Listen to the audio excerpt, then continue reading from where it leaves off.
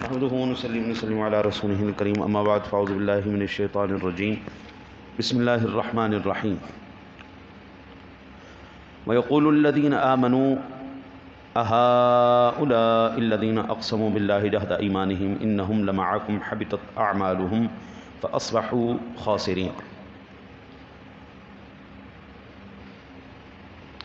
اور ایمان والے کہتے ہیں کیا یہی ہیں جنہوں نے اللہ کی قسم کھائی تھی اپنے حلف میں پوری کوشش سے کہ وہ تمہارے ساتھ ہیں؟ حبطت اعمالهم فاصبحوا خاسرین، ان کا کیا دھرا سب اکارت ہو گیا تو رہ گئے نقصان میں۔ اللہ وحدہ لا شریک اس مقام پر منافقین کا پردہ کھول رہا ہے۔ اقسموا باللہ، جو انہوں نے اللہ پر قسمیں کھائی تھیں۔ منافق آدمی، بے ایمان آدمی، دھوکے باز آدمی، جھوٹا آدمی کبھی بھی جو ہے وہ حقیقی عزت نہیں پا سکتا۔ منافقین کی کیا عادات کیا تھیں؟ نمازیں لمبی پڑھنی، دعوے بڑے بڑے کرنے، قسمیں اللہ کی اٹھانی، بڑی بڑی قسمیں اٹھانی، خیرات زیادہ کرنی، حسن اخلاق زیادہ دکھانا۔ یعنی کہ عام آدمی اگر عام ایمان والا مسلمان ان کو دیکھتا تھا تو کہتا تھا یار ہم تو بڑے نیچے طبقے کے لوگ ہیں، یہ تو کیا ہی بات ہے، اوئے ہوئے بڑے پہنچے ہوئے لوگ۔ لیکن دل میں ان کے جو تھا نا جی وہ نفاق اور مرض، جب وہ کھولا نا، کیسے کھولا؟ جب اللہ نے ایمان والوں کو فتح دی اور ان کا پول کھل گیا۔ آج آپ اندازہ کریں کہ لوگ کہنے پہ مجبور ہو گئے ہم جو چور تھے نا، جو ہم نے چوری کی تھی کسی کو نہیں پتہ لگا، انہوں نے کہہ کے ہمیں ساری دنیا میں چور مشہور کرا دی گیا۔ آج ہم مکے میں بھی جاتے تو دنیا چور چور کہتی ہے۔ یار آپ دیکھیں کیا اللہ وحدہ لا شریک جو ہے وہ پہلی مرتبہ کسی کی غلطی پر اس کو پکڑ لیتا ہے؟ نہیں جناب، ایسا نہیں ہوتا، ایسا نہیں ہوتا۔ اگر غلطی سے، نادانی میں، لا علمی میں کسی سے کوئی خطا ہو جاتی ہے تو اللہ تعالیٰ اس کو معاف کر دے۔ انسان نہیں معاف کرتا، بندہ نہیں معاف کرتا، بندہ بڑا زبردست ہے، اوئے ہوئے۔ لیکن جب بندے کی عادت پکی ہو جائے نا جی اس گناہ میں، تو پھر خالق کائنات اس بندے کا پردہ فاش کر دیتا ہے، پھر اللہ اس کا پردہ اٹھا دیتا ہے۔ منافقوں کی عادت ہو چکی تھی کہ جھوٹی قسمیں کھا کھا کے ایمان والوں کو وہ جتنا بھی ہے وہ اعتماد دلانا، یقین دلانا کہ ہم جناب آپ لوگوں کے ساتھ ہیں۔ لیکن اللہ کہتا ہے کہ جب ہم نے ان کا پردہ کھولا تو کیا عزت رہ گئی؟ ساری عزت دری دری رہ گئی، ٹکے ٹوکری ہو گئے بیچارے۔ اچھا، اب یہاں پر میں چند چیزیں کہنا چاہتا ہوں۔ جو اقسموا باللہ، اللہ کی قسم کھائی، قسم کے بارے میں نے پہلے بھی تفصیل سے عرض کیا ہوا ہے، آج میں پھر عرض کرتا ہوں۔ عربی زبان میں قسم کو یمین کہتے ہیں۔ کیا کہتے ہیں؟ اللہ تھوڑی خیر کرے۔ یمین کے کیا معنی ہیں؟ داہنا ہاتھ یا داہنی جانب، کیونکہ جب عرب کے لوگ قسم کھاتے تھے تو ایک دوسرے سے اپنا سیدھا ہاتھ ملاتے تھے، یہ قسم کی تھی ان کی، اور اس لیے اس کو یمین کہتے ہیں۔ اور یہ یمن سے بنا ہے جس کے معنی ہیں برکت اور قوت، کیونکہ ہم جتنی بھی قسمیں کھاتے ہیں نا جی وہ ساری کی ساری اللہ کی کھاتے ہیں، یا اس کے صفاتی اسماء گرامیہ کی کھاتے ہیں، یا قرآن پاک کی کھاتے ہیں۔ قسم صرف اللہ کے نام کی، یہ قرآن پاک۔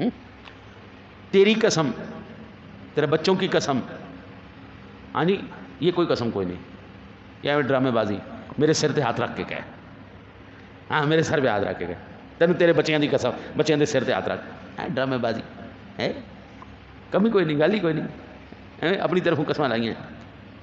اچھا جی، ہم اللہ کی قسم اپنے بات کو قوت دینے کے لیے قسم اٹھاتے ہیں، اور پھر یہ مکمل تفصیل آپ کو مرآۃ المناجی کی 5ویں جلد کے صفحہ نمبر، اللہ آپ کی خیر کرے، 94 پر آپ کو یہ ملے گی۔ شرعی اعتبار سے قسم اس عقد یعنی عہد و پیمان کو کہتے ہیں جس کے ذریعے قسم کھانے والا کسی کام کرنے یا نہ کرنے کا پختہ پکا ارادہ کرتا ہے۔ در مختار 5ویں جلد ہے، صفحہ نمبر 288۔ یعنی مثلا کسی بندے نے قسم کھائی، میں اللہ کی قسم اٹھاتا ہوں کل میں یہ کام کروں گا یا نہیں کروں گا، کرنے کے لیے یا نہ کرنے کے لیے، دونوں صورتوں میں آپ قسم اٹھا سکتے ہیں۔ قسم کی کتنی قسمیں، یہ میں نے پہلے ایک بڑا تفصیل سے عرض کیا تھا، اگر کسی کو یاد ہے تو۔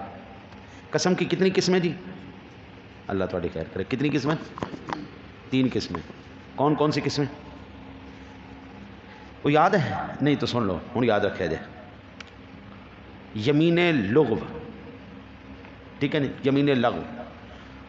دوسری قسم ہے یمین غموس۔ تیسری قسم ہے یمین منعقدہ۔ یمین لغو یا لغویہ کیا ہے جی؟ کسی گزرے ہوئے یا موجودہ امر یعنی معاملے پر اپنے خیال میں یعنی غلط فہمی کی بنا پر صحیح جان کر قسم کھائے اور در حقیقت وہ بات اس کے خلاف یعنی الٹ ہو۔ مثلا کسی نے قسم کھائی اللہ کی قسم زید گھر پر نہیں ہے، اور اس کی معلومات میں یہی تھا کہ زید گھر پر نہیں ہے، اس نے اپنے گمان میں سچی قسم کھائی تھی مگر حقیقت میں زید گھر پر تھا، تو یہ قسم لغو کہلائے گی۔ اور یہ قسم جو ہے یہ ایسی قسم ہے جس پر گناہ نہیں، کیونکہ اس بندے نے ارادتاً جھوٹ نہیں بولا، ارادتاً اس نے ایسی غلط قسم نہیں کھائی۔ اس پر کوئی کفارہ بھی کوئی نہیں اور اس پر گناہ بھی کوئی نہیں۔ اچھا جی، دوسری ہوگی غموس، یعنی کسی گزرے ہوئے زمانے میں، ماضی میں کسی ایسے واقعات جو حقیقت میں کچھ اور تھا لیکن اس نے قسم اٹھا کے غلط قسم بیان کی، اس کو ہم یمین لغو کہتے ہیں۔ اور جیسے مثلا اللہ کی قسم وہ وہاں پہ نہیں تھا حالانکہ موجود تھا، اس کو معلوم تھا، اس نے جان بوجھ کے اس کی قسم اٹھائی غلط، تو ایسی صورت میں یہ قسم اٹھانا انتہائی حرام ہے، ٹھیک ہے نا، یعنی دانستہ جان بوجھ کر اس نے غلط قسم اٹھائی، اور یہ بندہ سخت گناہ گار ہوگا، اور اس بندے کے اوپر توبہ استغفار فرض ہے۔ جھوٹ کیوں بولا ہے؟ جھوٹ بولنا حرام ہے، جھوٹی قسم بھی حرام ہے، اور توبہ کرے استغفار، اس پر بھی کفارہ نہیں۔ اب آگے جی تیسری قسم، اس کو ہم کہتے ہیں یمین منعقدہ، کہ آئندہ کسی مستقبل میں آئندہ کے لیے قسم کھائی، مثلا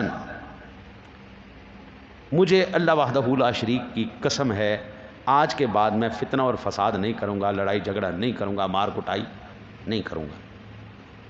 اکثر گھروں میں لڑائی جھگڑے ہو جاتے ہیں تو اس پر پھر یہ قسمیں اٹھوائی جاتی ہیں کہ تو نے بیوی کو آج سے نہیں مارنا، تو نے آج کے بعد اس کو کچھ نہیں کہنا، ہاں جی، قسمیں اٹھوائی جاتی ہیں، اللہ کی قسم اٹھوائی جاتی ہے۔ تو اگر کوئی بندہ ایسی قسم توڑ دے تو اب اس کے اوپر یہ فتاوی عالمگیری کے اندر واضح طور پر موجود ہے، اس صورت میں وہ بندہ گناہ گار بھی ہوگا اگر قسم توڑتا ہے۔ ایسی صورت قسم اٹھائی تھی بیوی کو نہیں ماروں گا، انہیں پھر مارا، قسم اٹھائی تھی یہ کام نہیں کروں گا، اس نے پھر کیا، تو ایسی صورت میں بندہ گناہ گار بھی ہوگا اور اس کو کفارہ بھی دینا پڑے گا۔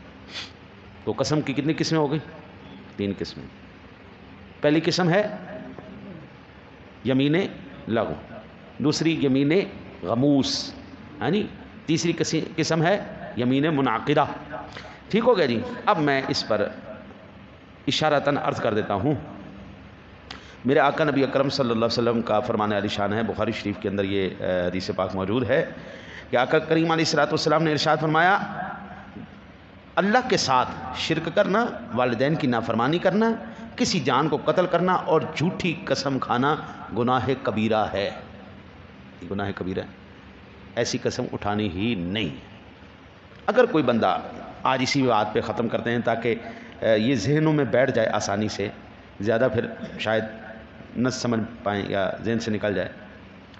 اگر کوئی بندہ قسم اٹھا بیٹھا اور قسم بھی صحیح اٹھا بیٹھا، اٹھانے کے بعد اس نے، اچھا چلیں ایک اور بات بھی اضافہ فرمائیں اور وہ بڑی ضروری ہے، سب سے پہلے قسم کس نے اٹھائی؟ سب سے پہلے قسم شیطان نے اٹھائی تھی۔ سب سے پہلے قسم کس نے اٹھائی؟ جھوٹی قسم، جھوٹی قسم۔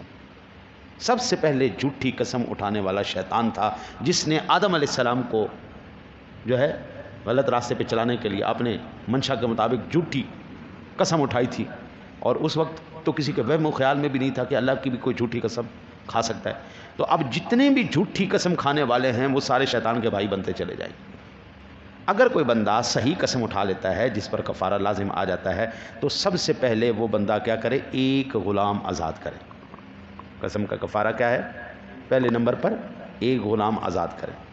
لیکن اگر اس بندے کا اب آج تو غلامی سسٹم ہی ختم ہو گیا، وہ الگ بات ہے کہ ہمارے وڈیروں نے جتنے بھی ہمارے ارباب اقتدار ہیں انہوں نے سب کو غلام ہی بنایا ہوا ہے، وہ ایک الگ بات ہے، لیکن باقاعدہ طور پر غلامی سسٹم آج دنیا سے ختم ہو چکا ہے۔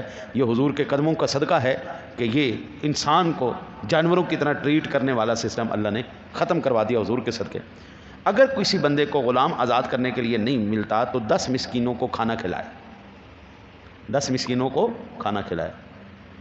کھانا کھلانے سے تھوڑی سی اوپر اس کی استطاعت ہے تو وہ 10 مسکینوں کو پھر کپڑے پہنا دے، 10 مسکینوں کو۔ اب ضروری نہیں ہے کہ بندے کے پاس کپڑے دینے کی حیثیت ہو یا کھانا کھلانے کی حیثیت ہو۔